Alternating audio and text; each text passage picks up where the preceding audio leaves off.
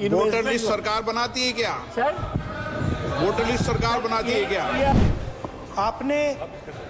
आपने सही बात बोली कि वोटर लिस्ट क्या सरकार बनाती है। मैंने नहीं बोला नहीं, आपने बोला क्या, और आपने सही बोला कि सरकार वोटर लिस्ट नहीं बनाती है। वोटर लिस्ट पर सवाल उठ रहे हैं हर स्टेट में, हर ऑपोजिशन के स्टेट में, और महाराष्ट्र में black and white voter list पे सवाल उठे हैं। तो पूरा ऑपोजिशन मिलकर सिर्फ ये बोलने दीजिए, पूरा ऑपोजिशन सिर्फ मिलकर ये कह रहा है कि वोटर लिस्ट पे यहाँ पे एक डिस्कशन हो जाए। क्या वोटर लिस्ट सरकार बनाती है क्या सर? वोटर लिस्ट सरकार बनाती है क्या? ये आपको समझाता हूँ सर, एक सेकेंड। आप जानते हैं election commission is under the ministry of law and parliamentary affairs.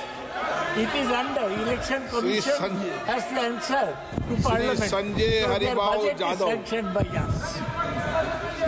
Sanjay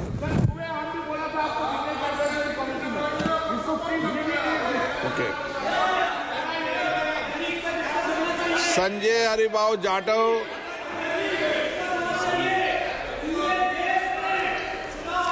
अध्यक्ष महोदय,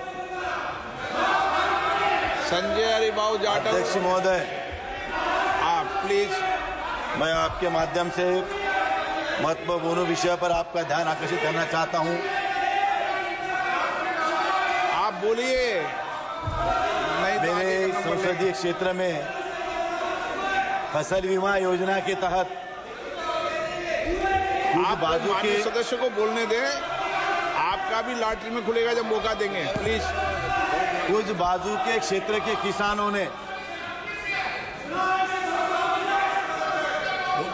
बोलिए। मान्य से नहीं बोलना चाहते, आप नहीं बोलना चाहते। अध्यक्ष महोदय, फसल बीमा योजना के तहत जिनके पास महसूली, जो गांव में महसूली जमीन ही नहीं है, आप ऐसे जमीनों के ऊपर प्रतिपक्षी नेता ये बोल रहे हैं ना, इनको बीच में तो रोकना ठीक नहीं है ना। एक मिनट उनको बीच में तो रोक। हाँ, क्या बोलिए। बिकॉज आपने सही बात बोली कि वोटर लिस्ट क्या सरकार बनाती है। मैंने नहीं बोला। नहीं, आपने बोला क्या, और आपने सही बोला कि सरकार वोटर लिस्ट नहीं बनाती है।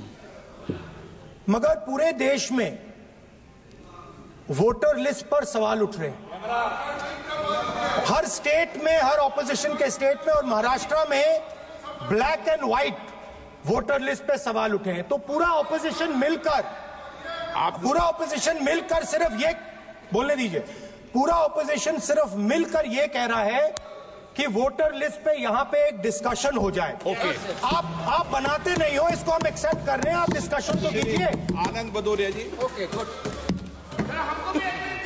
अध्यक्ष जी, वोटर लिस्ट पे अध्यक्ष जी दे दीजिए। आनंद भदौरिया जी, वोटर लिस्ट पे दो। अभी आपको समय लगेगा प्रतिपक्ष नेता बनने में। आनंद भदौरिया जी। वोटर लिस्ट पे अध्यक्ष जी, 30 सेकंड सर, 30 सेकंड। मैं 30 सेकंड, इसका बात देंगे। अध्यक्ष जी, वोटर लिस्ट पे बोलने का मौका दे दीजिए अध्यक्ष जी। वोटर लिस्ट पे अध्यक्ष जी। चलिए, बैठिए सब, वोटर लिस्ट पर बैठिए। अध्यक्ष जी, अंधेर हो गया है, मैं बड़े अंधेर हो गया अध्यक्ष जी। आनंद भदौरिया जी बोलना चाहते, बोल रहे हैं चलो सर, बोल रहे हैं सर। बोलो। अध्यक्ष हमारा जी, सबका हक छीन रहे हैं ये अध्यक्ष जी, बैठकर। वो सब मिला के एक ही है अध्यक्ष जी। अध्यक्ष जी, कोई किसी का हक नहीं छीन रहा है। अध्यक्ष जी, मैं बड़े भारी मन से आपके सामने, प्रतिपक्ष के नेता ने आपका छीन रहे हैं। माननीय अध्यक्ष आगे जी, का नंबर ले दूंगा मैं। गंभीर विषय अध्यक्ष जी। देखिए, इलेक्शन कमीशन तो सरकार के कब्जे में है और काफी अरसे से सरकार के कब्जे में है। और जो आप लोकतंत्र की बात करते हो, अगर लोकतंत्र ऐसे ही चलता रहा और इलेक्शन कमीशन सरकार की पैरवी करती रही, तो निश्चित रूप से जो नतीजे आएंगे वो आपके सामने हैं। तो ये व्यवस्था जो है, वोटिंग की जो व्यवस्था है, तादाद में लोगों के वोटर्स कैंसिल कर देने, वोटर्स लिस्ट में लोगों को घर से बाहर नहीं निकलने देना, डुप्लीकेट वोटर कार्ड होने, और वोटर कार्ड ऐसे ऐसे लोगों के बनाने जो यहाँ रहते भी नहीं हैं, 2-2 कमरे में 50-50 वोट बनाने हैं, और बीजेपी के मेंबर के आधार पे 11,000 वोट कार्ड दिए जाएं। अगर ऐसी व्यवस्था चलती रहेगी तो जिसको आप लोकतंत्र कहते हो वो लोकतंत्र नहीं है, एक दिखावा है। कई राज्यों में अब चुनाव आ रहे हैं, उस पर संदेह भी किया जा रहा है कि पहले भी चुनाव हुए। हम तो कितने वर्षों से कह रहे हैं, हमें तो संदेह कई वर्षों से है। हम ईवीएम की अभी बात नहीं कर रहे, वो तो अलग बात है, वो अलग चर्चा होगी उसके बारे में कि जिस तरह से इलेक्शन कराते हैं और जमीन पे क्या होता है वो तो हमको मालूम है, सभी को मालूम है, लेकिन सुनने वाला कोई नहीं है। न कोर्ट सुनती है, न इलेक्शन कमीशन सुनती है, और बात ये लोकतंत्र की करते हैं। सर, ललित मोदी जो कि भगोड़े, अब उन्होंने वनुवातु का पासपोर्ट ले लिया है, हालांकि अब एमईए कह रहा है कि उनका वहां का पासपोर्ट रद्द किया जाएगा। वो एमईए से पूछिए, उसे मुझे कोई लेना देना नहीं है। जो भगोड़े हैं सर, वो दूसरे का पासपोर्ट ले। अरे भैया, मेरा कोई लेना देना नहीं है, उनसे पूछो, सरकार से पूछो। किरण रिजिजू कह रहे हैं कि जो बिल है उसको जल्द से जल्द पारित करना चाहिए, क्योंकि उससे मुसलमानों के हित की बात होगी। ये तो हमेशा मुसलमानों के हित की बात करते हैं। आजकल हुआ कि इन्होंने कभी इस मुसलमानों के हित की बात नहीं की। जो इनकाउंटर होते हैं वो भी हित की बात होती है, उत्तर प्रदेश में जो होते हैं, ठीक है ना। जो मुसलमानों को वोट नहीं किया जाता वो भी हित की बात होती है। हाँ, तो ये तो हमेशा ही मुसलमानों के हित की बात करते हैं। जरा अपने कॉन्शियंस में जाके, दिल में झांके, तो इनको सवाल का जवाब भी मिल जाए। देखिए, चुनाव आयोग और भारत की सरकार यानी कि सत्तारूढ़ दल मिलकर सरकारी तंत्र का दुरुपयोग करके फर्जी वोटर बना रहे हैं। राज्य दर राज्य, महाराष्ट्र में किया, हरियाणा में किया, दिल्ली में किया, बंगाल में शुरू हो गया है। इस पे हम जवाब चाहते हैं सरकार से।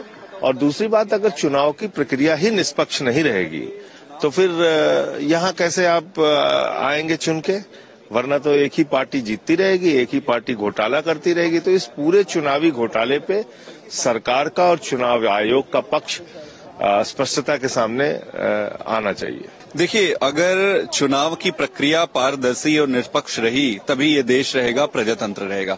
आप देखेंगे ईवीएम पर बहुत बड़े बड़े प्रश्न चिन्ह लगे, ना उसको स्पष्ट कभी किया गया और ना ही स्पष्ट करने की कभी मंशा दिखाई गई। इसी दौरान ये देखने में आया है कि जो इलेक्टोरल रोल है, जो वोटर लिस्टों की सूची है, उसमें काफी अनियमितताएं दिखाई दी गई। जैसे कि आप देखेंगे कि जो एपिक नंबर होता है, जो कि यूनिक होना चाहिए पूरी कंट्री में हर वोटर के लिए। अब इसमें कोई रॉकेट साइंस नहीं है समझने के लिए कि वो यूनिक होना चाहिए। एपिक का मेन मूलभूत जरूरत ही यही है कि वो यूनिक होनी चाहिए। हरियाणा के एपिक दिल्ली के एपिक से मैच हो रहे हैं, दिल्ली के एपिक गुजरात के एपिक से मैच हो रहे हैं। कई सारे स्टेट्स में एपिक नंबर जो डुप्लीकेट्स है, उसका क्या मामला है ये समझना पड़ेगा। ये बहुत बड़ा मामला है। इसके अलावा वोटर एडिशन और वोटर डिलीशन का जो प्रैक्टिस है, ये बहुत ही डार्क में रख के किया जाता है या कैसे होता है किसी को पता नहीं चलता। इलेक्शन के कुछ दिन पहले तक डिलीशन एडिशन चलते रहता है।